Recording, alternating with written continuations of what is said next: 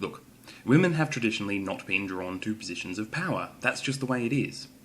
Welcome to Friday Fallacy. This week we're looking at the appeal to tradition fallacy. The appeal to tradition fallacy is when something is argued to be true or good because it has traditionally been held to be true or good. That is, rather than evaluate an idea on its merits, its traditional status is appealed to.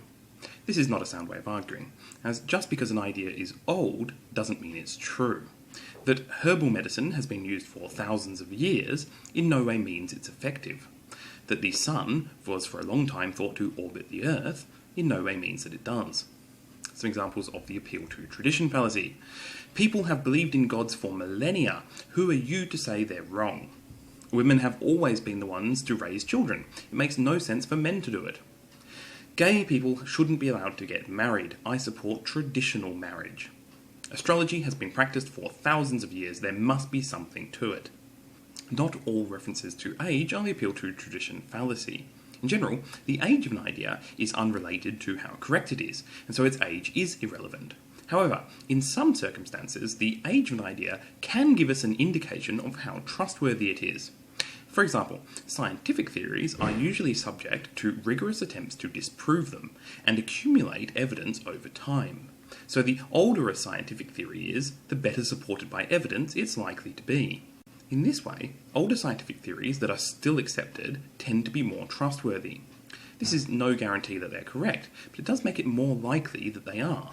Of note, though, is that in this case, the age of a scientific theory is a proxy for the amount of evidence for it, and it's actually the evidence that makes it valid, not the age. The other area in which tradition is useful is that it makes it clear where the burden of proof should be.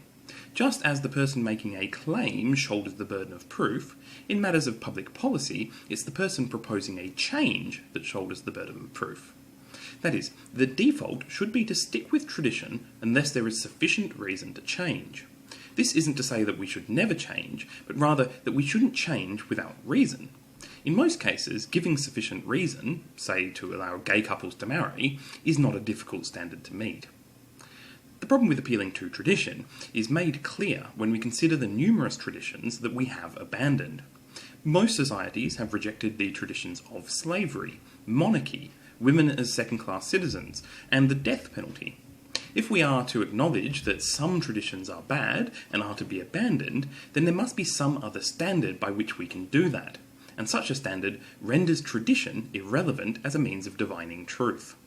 In conclusion, the appeal to tradition fallacy is when a belief is held to be correct simply because it is traditional. Till next time, keep your fallacies to yourself.